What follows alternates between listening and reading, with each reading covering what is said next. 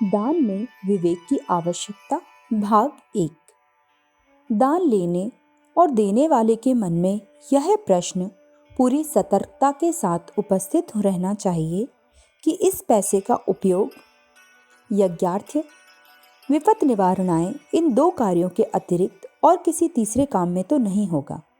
जब यह पूर्ण निश्चय हो जाए तभी दान देना और लेना चाहिए। संसार में शारीरिक, मानसिक, नैतिक, सामाजिक, आर्थिक, आध्यात्मिक विभूतियों की समृद्धि के लिए, पंच पाप तापों को हटाने के लिए जो प्रयत्न होते हैं वे यज्ञ हैं, और विपदग्रस्तों को अपने पैरों पर खड़ा कर देने के लिए एवं असमर्थों की जीवन रक्षा के लिए जो कार्य किए जाते हैं वे विपत् निवारण की श्रेणी में आते हैं। इन कार्यों में पैसा, समय, बल, बुद्धि और आवश्यकता होने पर प्राण तक दे देने चाहिए। यह दान की शास्त्रीय मर्यादा है। उपरोक्त शास्त्रीय मर्यादा के अतिरिक्त अन्य प्रयोजनों के लिए जो दान दिया या लिया जाता है वह सब प्रकार अनिष्टकर, घातक, भयंकर परिणाम उत्पन्न करने वाला तथा पाप कर्म है। अशास्त्रीय भिक्षा पाप, अनाचार, दुख, दुर्गुण एवं नरक की सृष्टि करती है।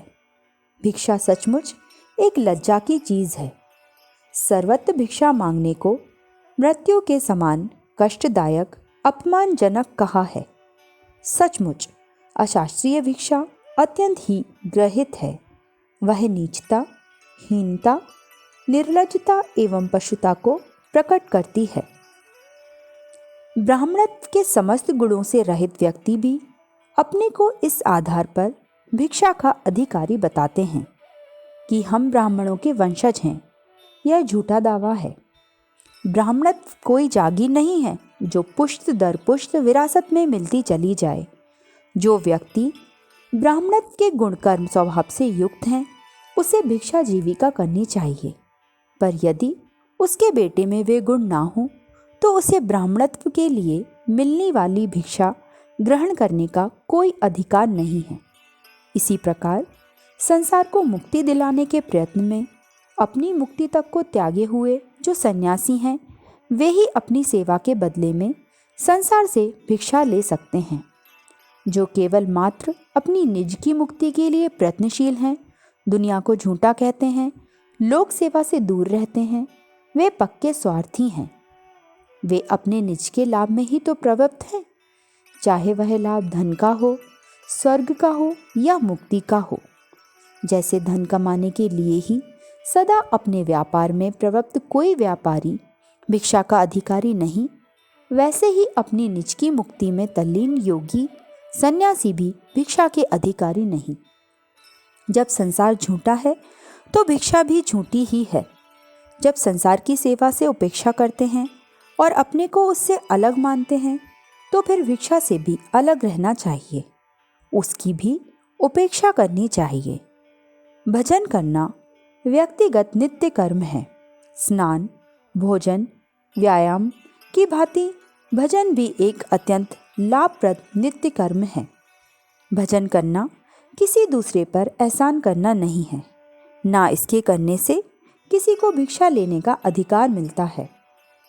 देखा जाता है कि धर्म के नाम पर या दीनता के नाम पर नाना प्रकार के आडंबरों, घृणित मायाचारों से भिक्षा उपार्जन की जाती है।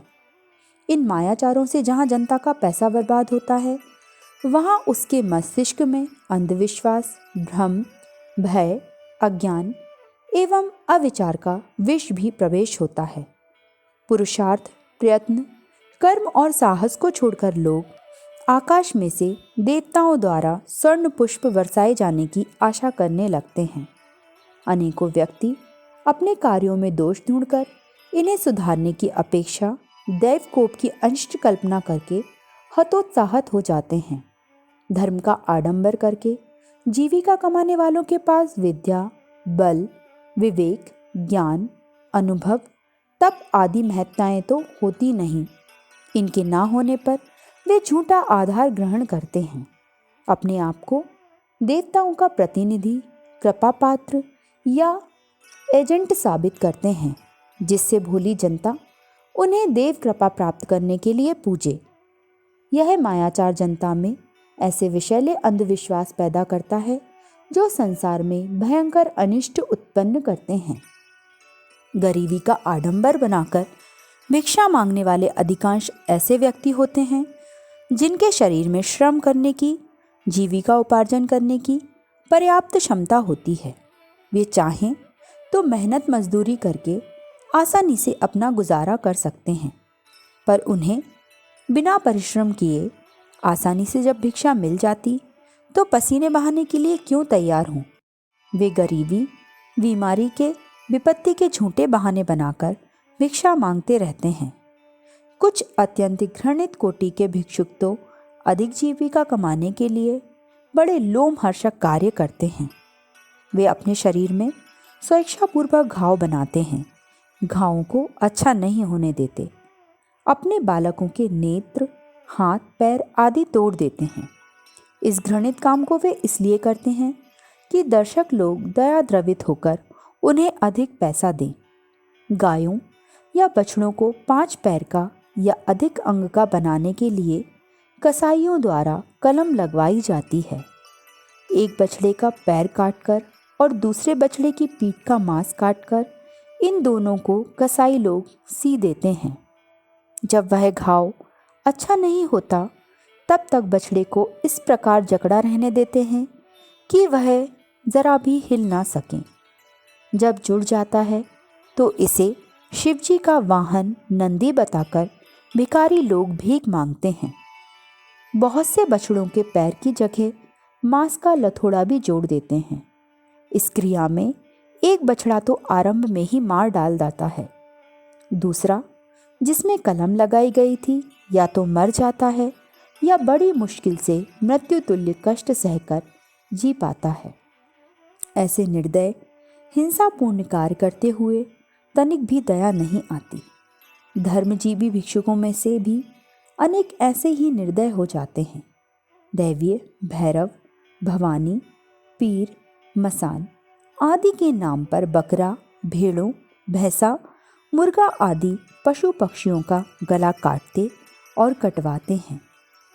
अखंड ज्योति, अप्रैल 1948, पृष्ठ संख्या 3।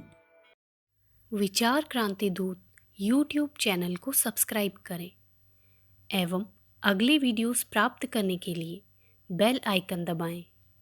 धन्यवाद।